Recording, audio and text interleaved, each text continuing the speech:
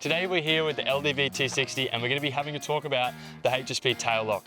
Now, this is whether you have a barrel lock or no barrel lock, the HSP Tailgate lock still works, and it works with your factory remote, meaning that when you lock your car, it actually won't open, and when you unlock your car, you have full access to your tailgate. This is fantastic for security, and we have one to suit both the two different styles of LDV T60s. Now, this has been tested at 100,000 cycles, so it's an OEM preferred product and it's a ripper product. It's also been temperature tested from -40 degrees to 80 degrees, so you can ensure it works in a whole range of settings. Now, it comes in this fantastic little box and it is DIY friendly, so you can do it at home. We also have resellers if you want to get them to do it for you as well, but there's a nice wiring loom, they plug and play, and it's super easy to install.